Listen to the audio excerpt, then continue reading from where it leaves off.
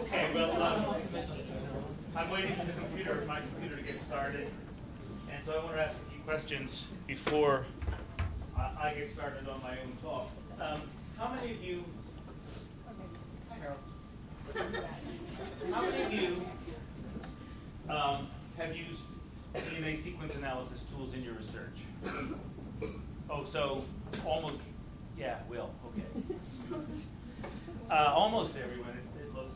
And what kinds of tools do you use? Do you do blast searches? Yeah. Yes? Do you know how blast searches work? Yeah. You do? All right, well then I'll skip that part. Well, I can explain it. Yeah. No, not all of you. Okay. One. Pairwise sequence alignment? Yeah. Yes? No. And you use it? No, she was answering the second question. Just assume probably. Well, okay, I can tell you what IMGT does as well. And in fact, we're going to spend some time looking at what IMGT does, but what our tools do better. Good, because I've got just the tool for you. So what I think I'll do is I'm going to go over the inference of the history of antibody clones. And then at the end, I'll come back and, time permitting, talk about how the various DNA sequence analysis tools work and how they differ from each other and under what circumstances you can use one rather than another. For the afternoon, Cliburn will talk about flow cytometric data analysis. And for those of you who are interested, I've got some DNA sequences that I've pulled from a secret place. And your task, should you choose to accept it, will be to identify what DNA it is that I've got, okay? So, let's see. What's the prize? The prize? We'll name the gene after you. How about that? All right, I can start in a minute.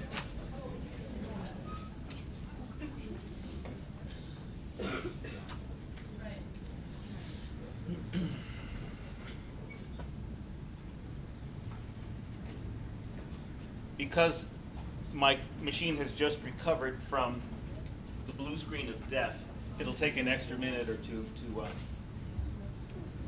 come to life. I don't want to hear any crap from you Macintosh users. Didn't say it.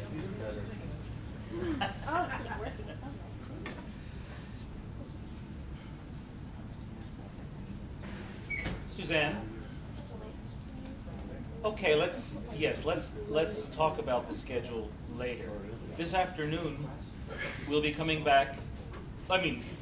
We'll be over to Hariri, and we'll have lunch, and we'll come back, and Betty and Will take us through some exercises involving the Los Alamos viral database. And then Cliburn will talk about flow cytometry. I will run us through a couple of exercises involving DNA sequence analysis. We will be on our own for dinner and then reconvene at the Hariri at 7:30 for a poster session and a reception and the official transition from summer school to symposium. Okay? All right.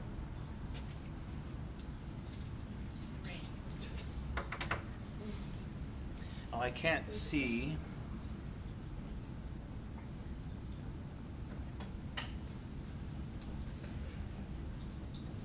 It's still setting up. Okay.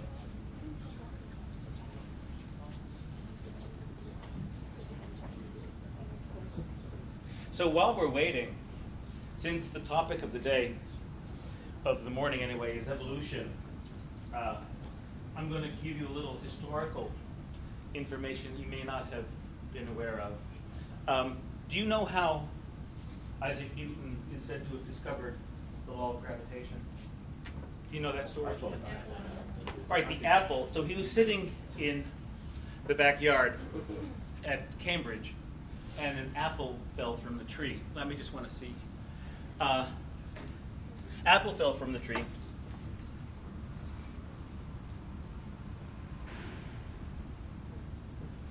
This is terrible.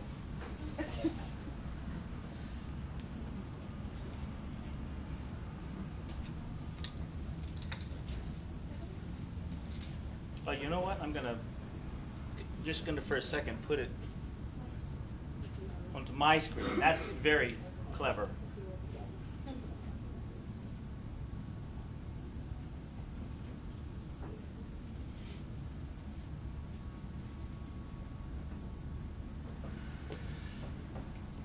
So Newton saw the apple fall, and he was immediately struck, and he had a revelation, and he said, "Ah, now I understand.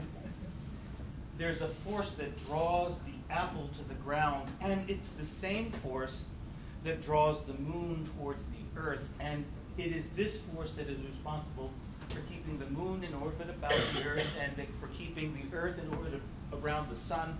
And he suddenly recognized everything about modern physics in that one instant.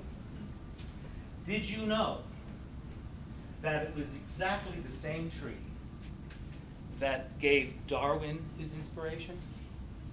You probably don't know this. Well, several decades later, Darwin was sitting on the very same tree, and an apple fell suddenly in front of him, and he said, "I understand now. Thousands and thousands of years ago, when apples fell from trees, some of them went sideways, some of them went up, some of them went down, and only those that went down were able to germinate and create new trees. And therefore, all trees these days have their apples fall down." And this was the way he discovered natural selection. I don't believe it. Am I right, Martin? But do you know why Newton was in Cambridge under the apple tree? No, I don't. He left London because of the plague. Seriously. That's actually true. That's absolutely true. Well, I wasn't implying that what I was saying wasn't true. I was just saying that there's true and then there's truthiness. Okay. So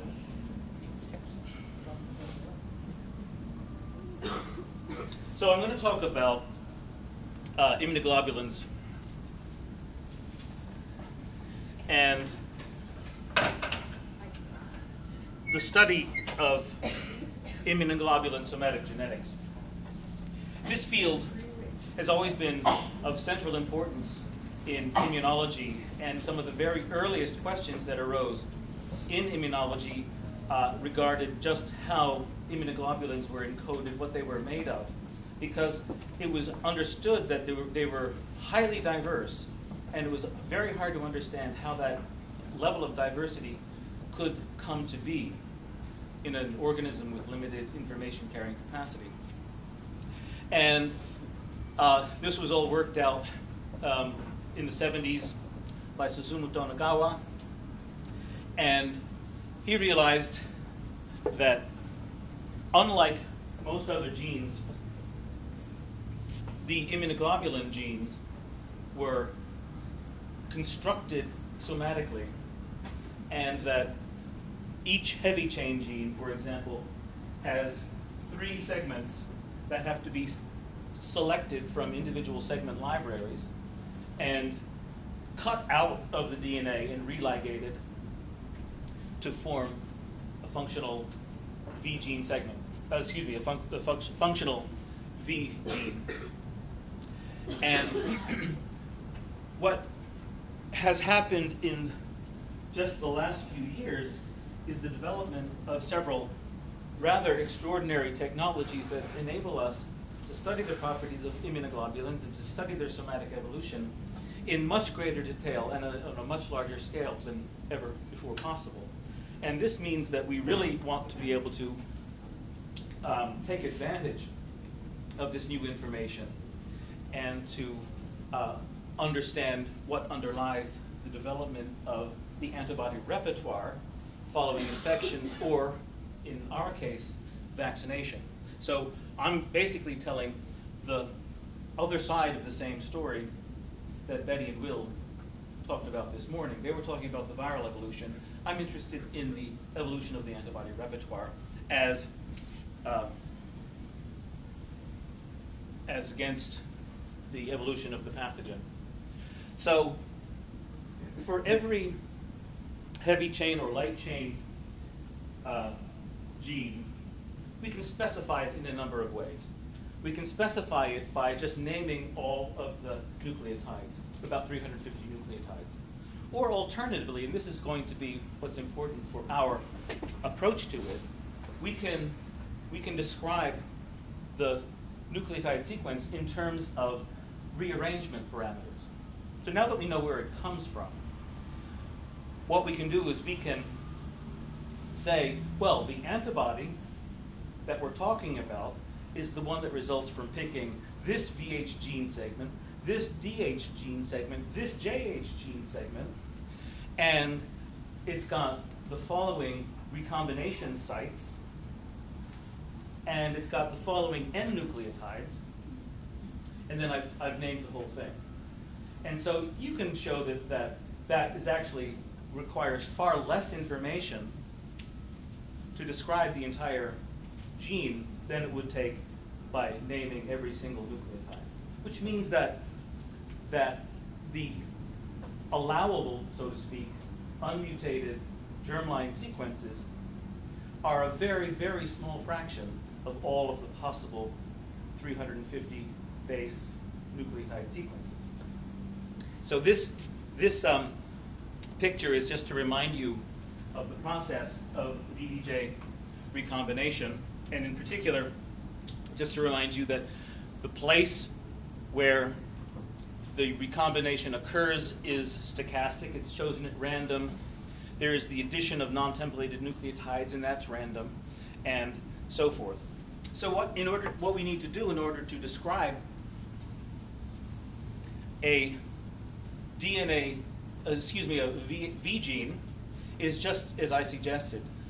A V gene, I keep doing this. I never correct these slides. That's supposed to say DH. I've made this same mistake 12 times now. VH, DH, and JH, I have to specify the place along the sequence where the cut occurs, and I have to specify the N or non-templated nucleotides in the junctions, and having done that, I've just described the entire gene. Why do I care so much about describing this gene? I care because, as you all know, once a B cell has been activated by contact with an antigen and with its cognate T cell, some of those B cells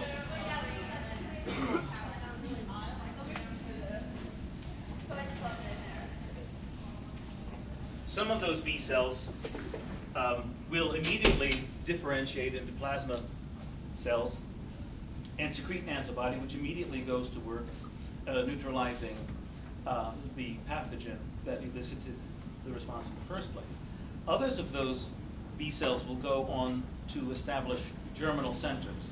And in those germinal centers, the antibody genes will experience somatic mutation, and those genes that encode immunoglobulins that have a higher affinity for their antigens will be given a selective advantage and will die less readily and thereby come to dominate the population. And it is the progeny of these germinal center B cells which will become the memory cells that protect us against the next wave of invaders from the same pathogen. This is the basis upon which we managed to eradicate smallpox. A vaccination with an attenuated form of pox virus gives us a response that produces memory cells that have much higher affinity than the unmutated antibodies and give us memory cells that are able to be elicited much faster. And the next time variola major comes along, you eliminate it before you're even aware that you're sick. So what we want to do is to, given all the data that we've got, we want to understand how somatic mutations are accumulated in the passage from a naive, unmutated B cell receptor to a high affinity receptor which is capable of neutralizing the virus, bacteria, or eukaryotic pathogen that we care about. And so I'm going to give you an example from one of the antibodies that is of substantial interest in the field of HIV vaccinology. Betty mentioned that for a long, long time, only 4 antibodies that were very potent against a wide variety of strains of HIV was available, or were available. And in recent times, as she said, we have learned how to pull them out of patients much more readily. And this is one of these antibodies called VRC01, which was isolated from a patient by the Vaccine Research Center at the NIH. And this antibody is like most other antibodies except for a couple of rather unusual characteristics. First of all, if you compare it to its unmutated ancestor, which is itself hard to do for reasons that I'll describe in just a moment, you find that it is at least 32% mutated. At least 32% of its bases are mutated. And let me just see if I've got another slide in here that, no. No. That's an extremely high mutation frequency. If you fish out B cells using Illumina deep sequencing or something like that, so that you can analyze hundreds of thousands or millions of sequences, what you'll find is that the mean mutation frequency of IgG is about 5%. And that up above 15%, you find very, very few, if any, antibodies with that level of mutation. These guys have a mutation frequency of 32%. It's hard to believe that this even functions as an antibody. We do find frequencies of mutation this high in B cell receptors in lymphomas, for example, but they're not necessary anymore, and so they accumulate mutations and all of their function is lost, and that doesn't matter, it's a lymphoma. Here, not only is the antibody functional, but it's extremely functional. it binds very potently to a very wide swath of HIV-1 isolates. So let's take a look at its construction. So it's going to be constructed out of a VH gene, a DH, and a JH. And so what I'm showing you here is the CDR3 region of VRCO1. That is the junctional region where both junctions occur. The top line is the sequence VRCO1, and the next 3 lines are the sequences for the best fitting gene segments. VH1-2, DH3-16, GH1. And every time there is an agreement between VRCO1 and the corresponding nucleotide in the gene segment, there's a dot. Otherwise, there's a nucleotide symbol. And so what you see is that at the transition between VH and DH, it's a real mess. And if we had to decide where the junction goes, we would be hard-pressed to figure it out. So maybe that is the last nucleotide, this G, encoded by VH1-2. Because after that, there's a mismatch. And so because there's a mismatch, there are 2 possibilities. The first is that that G is encoded by an N nucleotide. Or it is the result of a mutation from the A that's there to G. And that's not implausible because the very next one is a match. And so, you know, and given how mutated it is, every position has a 1 in 3 chance of being mutated. Similarly, over here, you know, where does DH end and the N nucleotides begin? Here, here, here, could even be there. And so there's a great deal of uncertainty in how this thing is reconstructed. Now, it turns out that there's an enormous amount of interest in understanding the history of the clone that produced VRCO1 for reasons that should be obvious. We would like to be able to elicit this kind of antibody by vaccine.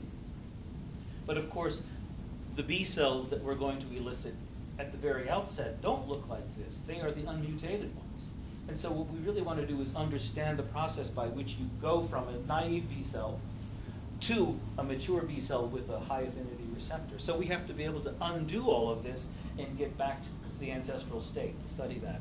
And what I'm pointing out to you is that the job of even determining what that unmutated ancestral state is very difficult. And it's going to be fraught with error. And so if you don't happen to know Bayesian statistics extremely well, you're going to do a very bad job of it. But now all of you guys are masters at Bayesian statistics, having beaten the Lola game only 2 days ago. You can now understand how we're going to proceed. So what we're going to do is we're going to use Bayesian statistics. And remember what Bayesian statistics does? It allows you to say, given a likelihood model for a hypothesis, what is the probability of my data? Or to put it differently, the way that normal people would say it, the probability of the data, turns into an arrow. Wow, that's really remarkable.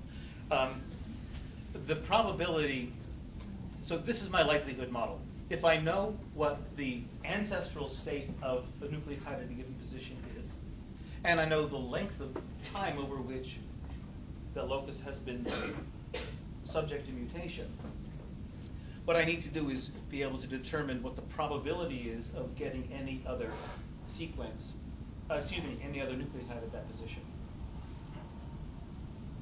And if I can write down a likelihood, that is to say a substitution model, then I can combine all of these likelihoods at each position, and I'm going to assume that they're independent. That is to say, each position mutates independently of all the rest. It's not strictly true, but it's going to make our lives much easier to assume it, and we hope that we're not making too big a mistake. Turns out we're almost certainly not making too big a mistake. With all of this information, then I can use Bayes' theorem to now invert this probability to say, what is the probability that the ancestral state was A, given that I've observed D at that position? And the nice thing about this is, I won't go through more of the details at this point, but the nice thing is that I can do it with a single sequence, A. I can say, what is the probability that if I start with A, I end up with A, or if I start with G, I end up with A, and so forth. That's the simple way of looking at it. But because I'm going to assume independence, I can do the same thing along every branch and write down a single probability that if I start with an A here, I end up with this pattern of observed nucleotides, A, G, A. Similarly, if there's a G here, I can ask what's the probability that I would get these nucleotides. And the whole thing is just built up from this one potentially very simple little module. And that's the other lesson that we're trying to bring in, and that is that we start ordinarily with very simple modules, and we construct more complicated models from them. And so what you really need to understand is how the simple module behaves, and that's usually not so hard because, after all, it's simple, and how you put them together to get the kinds of models that you really need. And there are rules that tell you how to proceed. And so if you know these things, it's really quite doable. And so this is exactly what we're going to do. Now, oh yes, go ahead. Is there a way to incorporate the distribution of rearrangements in that same individual to tell you about the likelihood that the ancestral sequence was of a particular rearrangement, and not like if there was a nucleotide insertion that was common across all of the rearrangements which incorporated that individual, that Well, so there's a couple of ways of understanding that question. So what's possible, for example, is that an individual has a different allele in the germline. So we're assuming that we know what all the VH gene segments are when we do this kind of analysis. So one interpretation of your question is, suppose a person has a different allele for one of the VH gene segments. Can we take advantage of our knowledge of that? And the answer is yes. On the other hand, if you're asking about whether or not we can characterize biases in the individual's own rearrangement apparatus, recombination machinery, that's a much more difficult proposition. I mean, if putatively these are the results of somatic hypermutation events, where there will be shared B-cell clones. Right. So is there a way to sort of take that into account, look at other B-cell rearrangements which cluster closely with that clone, and see if there are conservation events that can be informative? So what we're going to do is we're going to look at individual sets of clonally related sequences. Okay? So I gave you the example of VRC01 because it gave a very clear indication of what's difficult about the problem. What we're going to end up doing is taking whole sets of several different clonally related sequences and deriving the common ancestor for all of them. Now that's very possible. What would be more difficult is to take two different clones and ask whether you can gain any information about the evolution of one by studying the evolution of the other. Under the right circumstances, you could, if they're for the same antigen and you want to take into account selection bias and that sort of thing. But that's a very difficult question. Yes? Is it important, or is it possible to differentiate between diversity created through junctional diversity and diversity created through somatic fragmentation? Well, that's precisely the difficulty. That's exactly right. And we're going to see that in just a little bit. But let's go back. So I'll show you a very direct indication of that. But so that's really what I was trying to show here, is that I can't tell the difference between N nucleotides and somatic mutations in these junctions. And so if the sequence is made with lots of N nucleotides, or if the sequence has accumulated a lot of mutations, it's going to be very hard to infer the appropriate ancestor. And strangely enough, almost all of the broadly neutralizing antibodies that we know about, and as Betty said, we're close to 100. I've studied 58 of them myself. They all have this characteristic. Lots of N's, very heavy mutation frequency.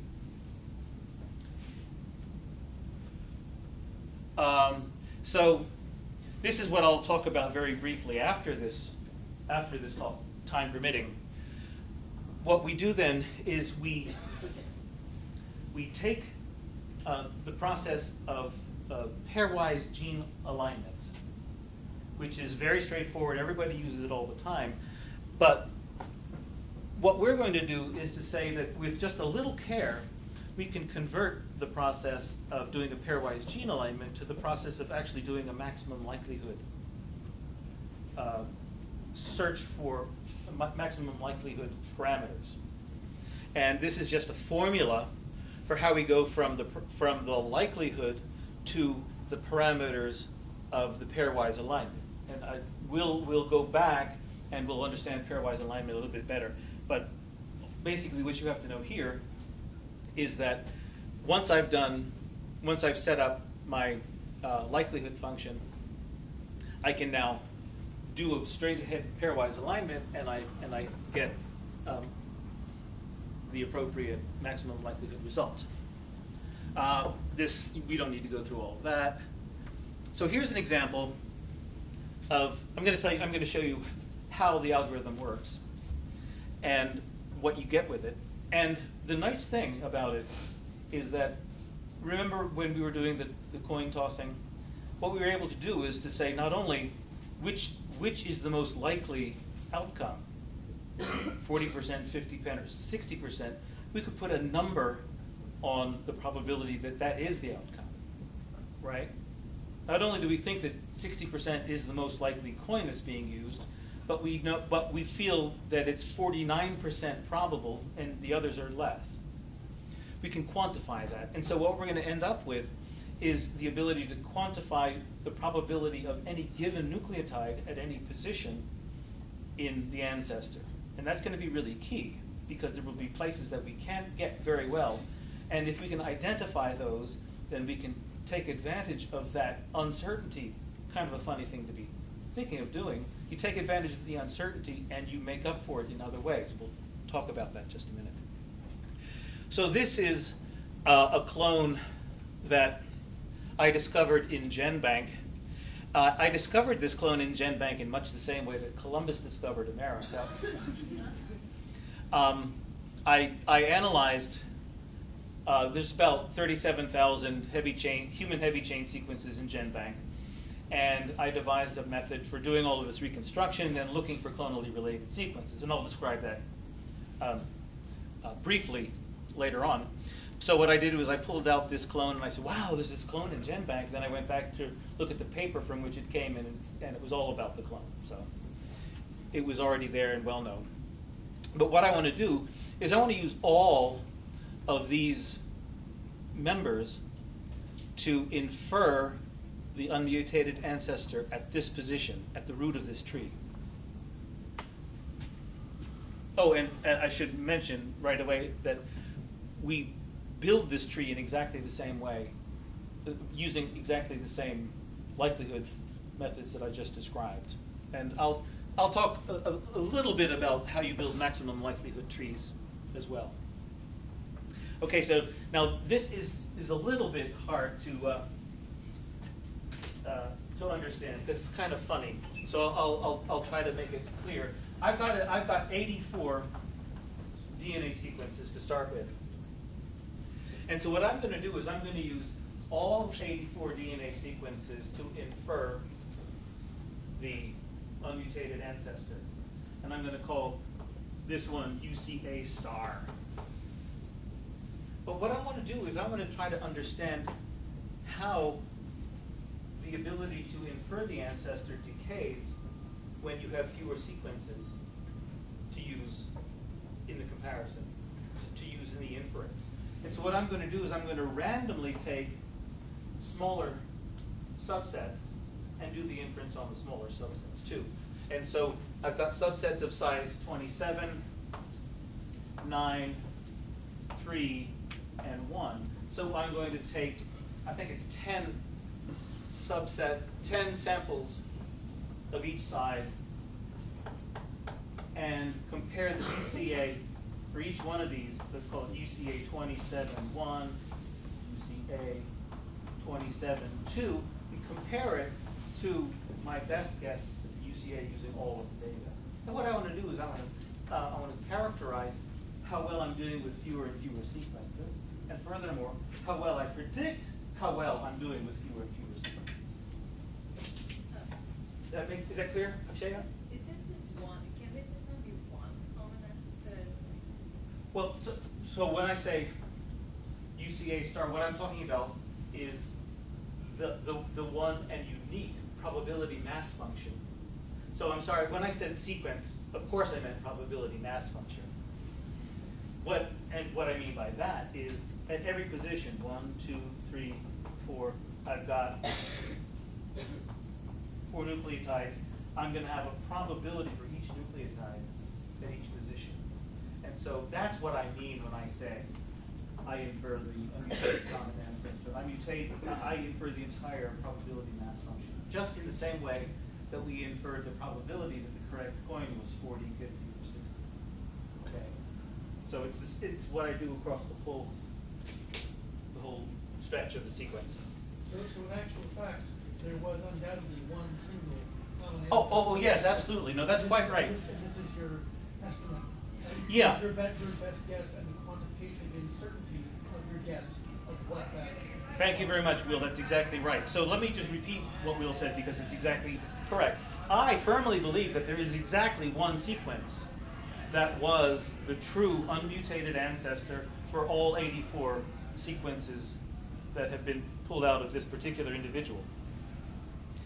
I don't know what it is, and so I'm going to use this Bayesian methodology to quantify my certainty or uncertainty, as it may be, regarding the identity of the nucleotide at each position. So how did you get the 84 clones that you're certain? 84 sequences. The 84 sequences, where did they come from? Well, they came from GenBank. I pulled them out of GenBank.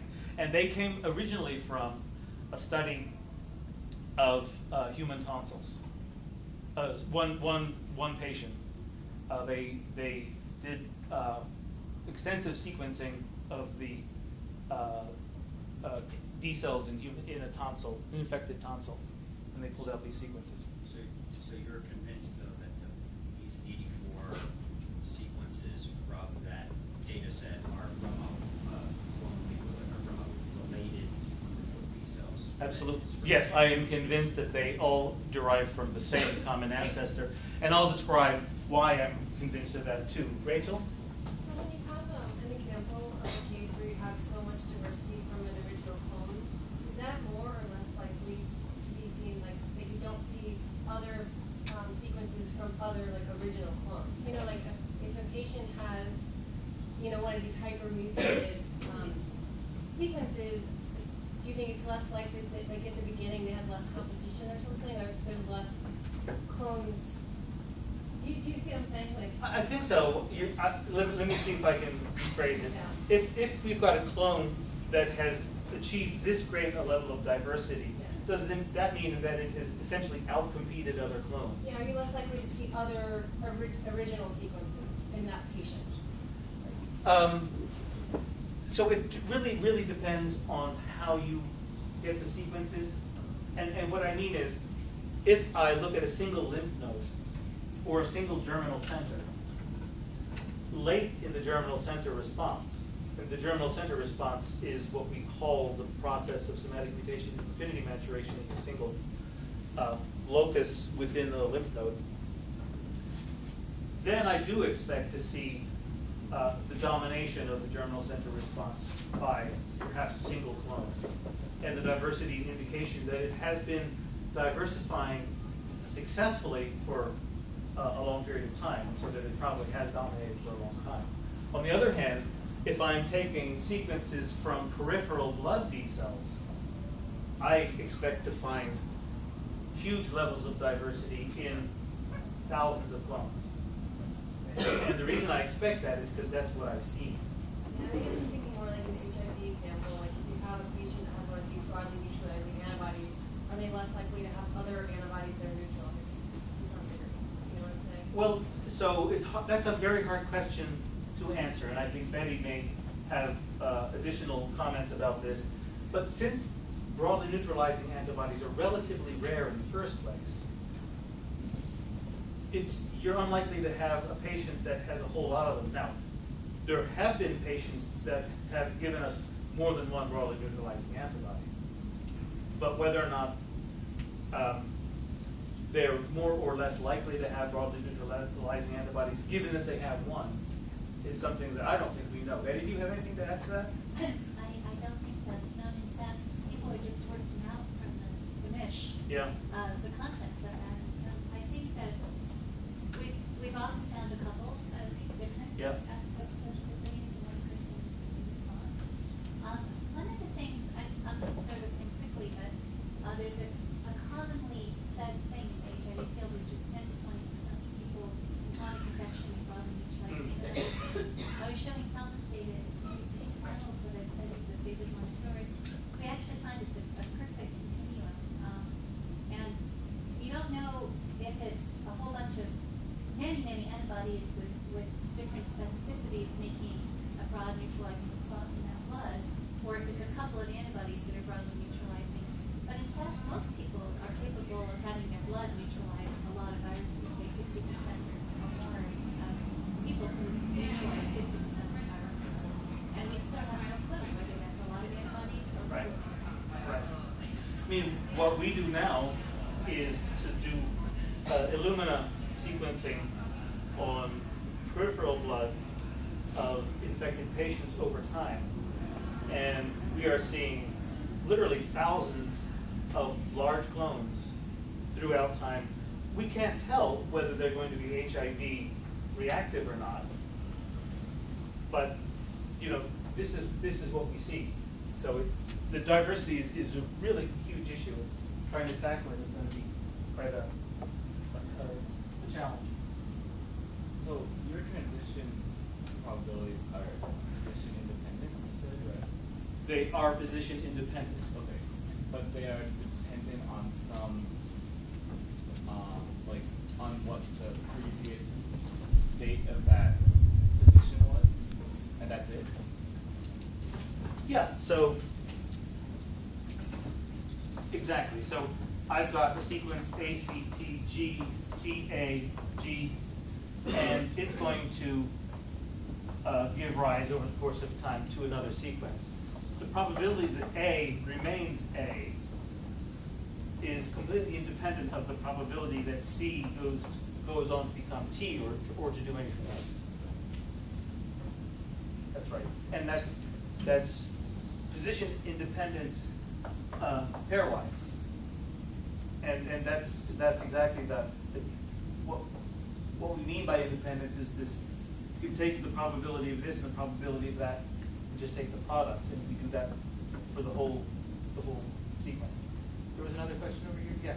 Are all the broadly neutralizing antibodies from HIV patients IgG? No. No, we've got IgM, IgA, IgG. They're mostly IgG. Because that would infer something about the process that generated those antibodies as well. It would imply, yeah, that's right.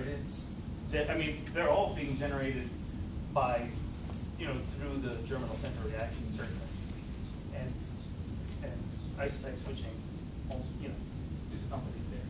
Well, Sorry. So just to get a better sense of how Yeah. you're doing this, is it as simple as multiplying by like